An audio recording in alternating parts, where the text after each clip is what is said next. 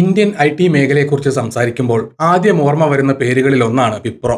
ഇന്ന് ലോകമെമ്പാടും അറിയപ്പെടുന്ന ലക്ഷക്കണക്കിന് ആളുകൾക്ക് തൊഴിൽ നൽകുന്ന ഇന്ത്യയിലെ ഏറ്റവും വലിയ സോഫ്റ്റ്വെയർ കമ്പനികളിൽ ഒന്നാണിത്. എന്നാൽ കോടിക്കണക്കിന് രൂപയുടെ വിറ്റുവരവുള്ള ഈ ഐ.ടി ഭീമൻ തങ്ങളുടെ യാത്ര തുടങ്ങിയത് കമ്പ്യൂട്ടറുകളിലൂടെയോ സാങ്കേതിക വിദ്യയിലൂടെയോ ആയിരുന്നില്ല എന്ന് കേട്ടാൽ ഒരുപക്ഷെ പലർക്കും വിശ്വസിക്കാൻ കഴിഞ്ഞെന്ന് വരില്ല. അതെ, പാചക എണ്ണയും തുണി അലക്കുന്ന സോപ്പും നിർമ്മിച്ച് വിറ്റിരുന്ന ഒരു സാധാരണ കമ്പനിയിൽ നിന്നുമാണ് ഇന്നത്തെ വിപ്രോ ജനിച്ചത്.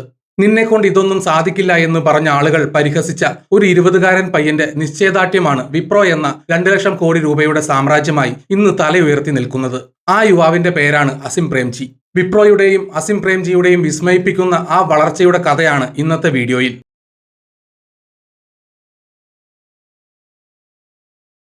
1940കളുടെ കാലഘട്ടം. മഹാരാഷ്ട്രയിൽ താമസിച്ചിരുന്ന ഒരു ഗുജറാത്തി കുടുംബം വെജിറ്റബിൾ ഓയിലും സോപ്പും നിർമ്മിച്ച് വിൽക്കുന്ന ഒരു ചെറിയ ബിസിനസ് നടത്തി വരികയായിരുന്നു. മുഹമ്മദ് ഹുസൈൻ പ്രേംജി എന്ന വ്യക്തിയായിരുന്നു ഈ ബിസിനസിന് നേതൃത്വം നൽകിയിരുന്നത്. അദ്ദേഹം തന്റെ ചില സുഹൃത്തുക്കളെയും പങ്കാളികളാക്കിക്കൊണ്ട് ബിസിനസ് വിപുലീകരിക്കാൻ തീരുമാനിച്ചു. അങ്ങനെ 1945-ൽ western India vegetable products limited എന്ന പേരിൽ അദ്ദേഹം ഒരു കമ്പനി രജിസ്റ്റർ ചെയ്തു. സൺഫ്ലവർ വനസ്പതി, തുണി അലക്കാൻ ഉപയോഗിക്കുന്ന 787 ലോണ്ടറി സോപ്പ് എന്നിവയായിരുന്നു കമ്പനിയുടെ പ്രധാന ഉൽപ്പന്നങ്ങൾ.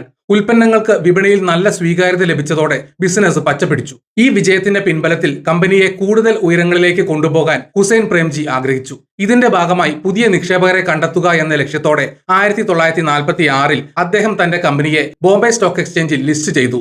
ഓഹരി വിപണിയിൽ നിന്ന് സമാഹരിച്ച തുക ഉപയോഗിച്ച് തുടർന്നുള്ള 20 വർഷക്കാലം അദ്ദേഹം കമ്പനിയെ മികച്ച രീതിയിൽ മുന്നോട്ട് നയിച്ചു. ബിസിനസ് വളരെ ലാഭകരമായി മികച്ച രീതിയിൽ മുന്നോട്ട് പോകുന്നതിനിടയിലാണ് തികച്ചും അപ്രതീക്ഷിതമായി ആ ദുരന്തം സംഭവിക്കുന്നത്. പെട്ടെന്നുണ്ടായ ഒരു ഹൃദയാഘാതത്തെ തുടർന്ന് മുഹമ്മദ് ഹുസൈൻ പ്രേംജി മരണപ്പെട്ടു. കമ്പനിയുടെ നെടുംതൂണായിരുന്ന അദ്ദേഹത്തിന്റെ മരണം ആ ബിസിനസിനെ വലിയൊരു പ്രതിസന്ധിയിലാക്കി. അക്കാലത്ത് ഹുസൈൻ പ്രേംജിയുടെ മകൻ അസിം പ്രേംജിക്ക് വെറും 20 വയസ്സ് മാത്രമായിരുന്നു പ്രായം. പിതാവിന്റെ മരണവാർത്ത അറിഞ്ഞ അദ്ദേഹം ഉടൻ തന്നെ തിരിച്ചെത്തി കമ്പനിയുടെ ചുമതലകൾ ഏറ്റെടുക്കാൻ നിർബന്ധിതനായി. എന്നാൽ കമ്പനിയുടെ ഡയറക്ടർ ബോർഡിനും മറ്റ് നിക്ഷേപകർക്കും ഈ തീരുമാനത്തോട് വലിയ എതിർപ്പായിരുന്നു. ബിസിനസ്സിൽ യാതൊരു മുൻപരിചയവുമില്ലാത്ത വെറും 20 വയസ്സ് മാത്രം പ്രായമുള്ള ഒരു ചെറുപ്പക്കാരന്റെ കൈകളിൽ കമ്പനിയുടെ ഭാവി ഏൽപ്പിക്കാൻ അവർ തയ്യാറായിരുന്നില്ല. ചുമതല ഏറ്റെടുക്കാൻ എത്തിയ അസിം പ്രേംജിയെ അവർ വലിയ രീതിയിൽ അപമാനിച്ചു. നിനക്ക് ബിസിനസ് ചെയ്യാൻ അറിയില്ല, നിന്നെക്കൊണ്ട് ഇതിന് കഴിയില്ല, അതിനാൽ നിനക്കുള്ള ഓഹരികൾ വിറ്റിട്ട് ഇവിടെ നിന്നും പോകുന്നതാണ് നല്ലത് എന്നായിരുന്നു നിക്ഷേപകർ അദ്ദേഹത്തോട് പറഞ്ഞത്. സ്വന്തം പിതാവ് ചോരയും നീരും നൽകി വളർത്തിയ കമ്പനിയിൽ നിന്നാണ് ആ മകനെ പുറത്താക്കാൻ അവർ ശ്രമിച്ചത്. തന്നെ അപമാനിച്ചവർക്ക് മുന്നിൽ തോറ്റുകൊടുക്കാൻ അസിം പ്രേംജി തയ്യാറായിരുന്നില്ല. കമ്പനി വിട്ടുപോകാൻ വിസമ്മതിച്ച അദ്ദേഹം ആ അപമാനങ്ങളെ ഒരു വെല്ലുവിളിയായി ഏറ്റെടുത്തു. ഒരു ബിസിനസ് എങ്ങനെ നടത്തണം, കമ്പനിയുടെ പ്രവർത്തനങ്ങൾ എങ്ങനെയാണ് നടക്കുന്നത് തുടങ്ങിയ കാര്യങ്ങൾ അദ്ദേഹം ഓരോന്നായി പഠിക്കാൻ തുടങ്ങി. തുടർന്നുള്ള 10 വർഷക്കാലം അദ്ദേഹം കമ്പനിയിൽ കഠിനമായി പ്രയത്നിച്ചു. രാവും പകലും വ്യത്യാസമില്ലാതെ ജോലി ചെയ്ത അദ്ദേഹം ബിസിനസിന്റെ ഓരോ സൂക്ഷ്മ വശങ്ങളും മനസ്സിലാക്കി. കമ്പനിയുടെ പൂർണ്ണ നിയന്ത്രണം തന്റെ കൈകളിൽ ഭദ്രമായതിനു ശേഷം നിലവിലെ ഉൽപ്പന്നങ്ങളിൽ മാത്രം ഒതുങ്ങി നിൽക്കാതെ ബിസിനസ് മറ്റ് മേഖലകളിലേക്കും വ്യാപിപ്പിക്കാൻ അദ്ദേഹം തീരുമാനിച്ചു. പാചക എണ്ണയും സോപ്പും മാത്രം വിൽക്കുന്ന കമ്പനി എന്ന പേര് മാറ്റുന്നതിനായി 1977-ൽ അദ്ദേഹം കമ്പനിയുടെ പേര് western India vegetable products limited എന്നതിൽ നിന്നും വിപ്രോ പ്രൊഡക്ട്സ് ലിമിറ്റഡ് എന്നാക്കി മാറ്റി. തുടർന്ന് ബേക്കറി ഉൽപ്പന്നങ്ങൾ, ഹൈഡ്രോളിക് സിലിണ്ടറുകൾ തുടങ്ങിയ പുതിയ മേഖലകളിലേക്ക് വിപ്രോ തങ്ങളുടെ ബിസിനസ് വ്യാപിപ്പിച്ചു. എങ്കിലും ഇവയൊന്നും വിപ്രോയുടെ തലവര മാറ്റി എഴുതാൻ പോന്നവ ആയിരുന്നില്ല. 1970കളിൽ ഇന്ത്യയിൽ സംഭവിച്ച ചില രാഷ്ട്രീയ മാറ്റങ്ങളാണ് വിപ്രോയുടെ ചരിത്രത്തിൽ നിർണായക വഴിത്തിരിവായത്. 1973-ൽ ഇന്ദിരാഗാന്ധി പ്രധാനമന്ത്രി ആയിരുന്ന സമയത്ത് ഇന്ത്യയിൽ പ്രവർത്തിക്കുന്ന വിദേശ കമ്പനികളുടെ ആധിപത്യം കുറയ്ക്കാനും തദ്ദേശീയ കമ്പനികളെ പ്രോത്സാഹിപ്പിക്കാനുമായി FERA foreign exchange regulation act എന്ന പേരിൽ ഒരു നിയമം കൊണ്ടുവന്നു. ഇന്ത്യയിൽ പ്രവർത്തിക്കുന്ന ഏത് കമ്പനിയും അവരുടെ ഉടമസ്ഥാവകാശം 40% കുറയ്ക്കണമെന്നും ബാക്കി ഭൂരിഭാഗം ഉടമസ്ഥാവകാശവും ഇന്ത്യക്കാർക്ക് നൽകണമെന്നും ഈ നിയമം അനുശാസിച്ചു. എന്നാൽ ഇന്ദിരാഗാന്ധി സർക്കാർ ഈ നിയമം അത്ര കർശനമായി നടപ്പിലാക്കിയിരുന്നില്ല. എന്നാൽ 1977-ലെ തിരഞ്ഞെടുപ്പിൽ ഇന്ദിരാഗാന്ധി പരാജയപ്പെടുകയും മൊറാർജി ദേശായിയുടെ നേതൃത്വത്തിലുള്ള പുതിയ സർക്കാർ അധികാരത്തിൽ വരികയും ചെയ്തു.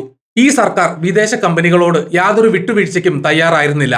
അന്നത്തെ വ്യവസായ മന്ത്രിയായിരുന്ന ജോർജ് ഫെർണാണ്ടസ് ഫെറ നിയമം വളരെ കർശനമായി നടപ്പിലാക്കി.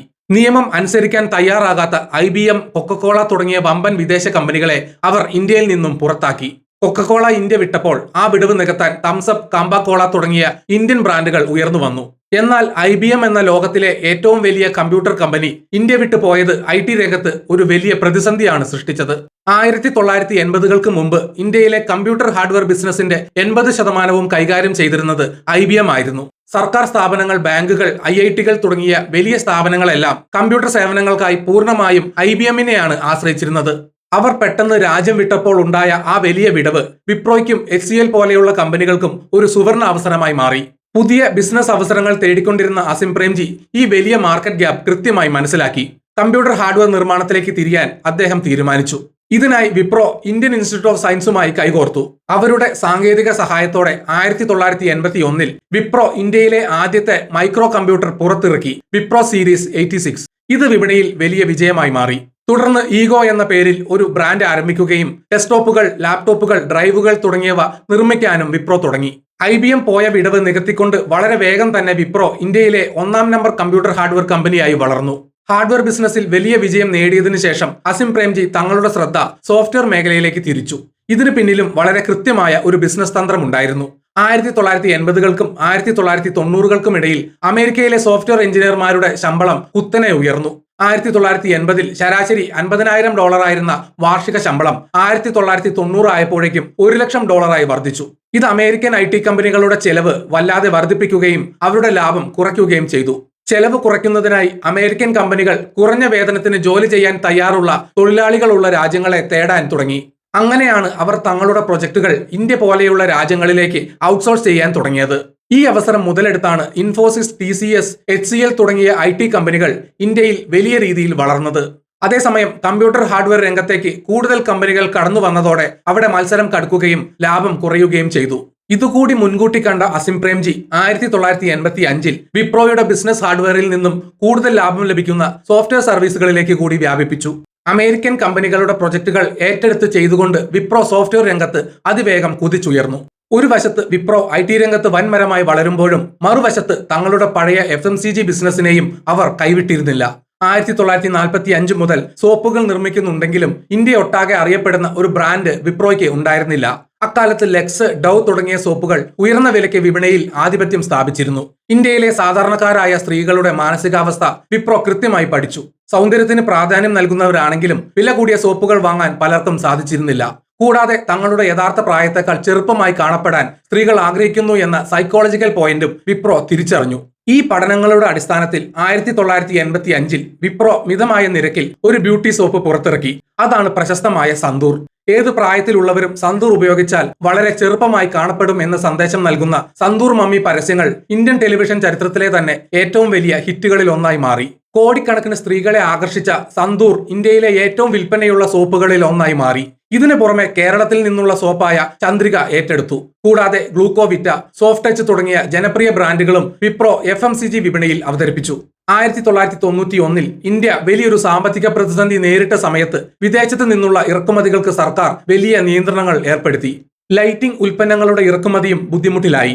ഈ അവസരം ഉപയോഗപ്പെടുത്തി 1991-ൽ വിപ്രോ ലൈറ്റിംഗ് വ്യവസായത്തിലേക്കും കടന്നു. പിന്നീട് ഫർണിച്ചർ, ഇൻഡസ്ട്രിയൽ വാട്ടർ ട്രീറ്റ്മെന്റ്, ആശുപത്രികളിൽ ഉപയോഗിക്കുന്ന CT സ്കാൻ, അൾട്രാസൗണ്ട്, ECG, വെന്റിലേറ്ററുകൾ തുടങ്ങിയ മെഡിക്കൽ ഉപകരണങ്ങളുടെ നിർമ്മാണം എന്നിവയിലേക്കും വിപ്രോ തങ്ങളുടെ സാമ്രാജ്യം വ്യാപിപ്പിച്ചു. കാലം കടന്നുപോയതോടെ വിപ്രോയുടെ ബിസിനസ് പല മടങ്ങായി വളർന്നു. 2012 ആയപ്പോഴേക്കും കമ്പനിയുടെ മൊത്തം വരുമാനത്തിന്റെ 86% വരുന്നത് സോഫ്റ്റ്വെയർ ബിസിനസ്സിൽ നിന്നാണെന്നും ബാക്കി എല്ലാ ബിസിനസ്സുകളിൽ നിന്നുമായി വെറും 14% മാത്രമാണ് ലഭിക്കുന്നതെന്നും അവർ മനസ്സിലാക്കി. രണ്ട് വ്യത്യസ്ത സ്വഭാവമുള്ള ബിസിനസ്സുകളെ കൂടുതൽ കാര്യക്ഷമമായി കൊണ്ടുപോകുന്നതിനായി 2012-ൽ അസിം പ്രേംജി വിപ്രോയെ 2 സ്വതന്ത്ര കമ്പനികളായി വിഭജിച്ചു. സോഫ്റ്റ്വെയർ ബിസിനസ്സുകൾക്കായി വിപ്രോ ലിമിറ്റഡ് എന്നും സോപ്പുകൾ, മെഡിക്കൽ ഉപകരണങ്ങൾ, ലൈറ്റിംഗ് തുടങ്ങിയ മറ്റ് ബിസിനസ്സുകൾക്കായി വിപ്രോ എന്റർപ്രൈസസ് എന്നുമുള്ള 2 കമ്പനികൾ രൂപീകരിച്ചു. ഇതിൽ വിപ്രോ ലിമിറ്റഡ് മാത്രമാണ് നിലവിൽ സ്റ്റോക്ക് മാർക്കറ്റിൽ ലിസ്റ്റ് ചെയ്യപ്പെട്ടിട്ടുള്ളത്. പ്രധാനമായും 2 വിഭാഗങ്ങളിലായാണ് വിപ്രോ എന്റർപ്രൈസസ് കമ്പനിയുടെ പ്രവർത്തനം.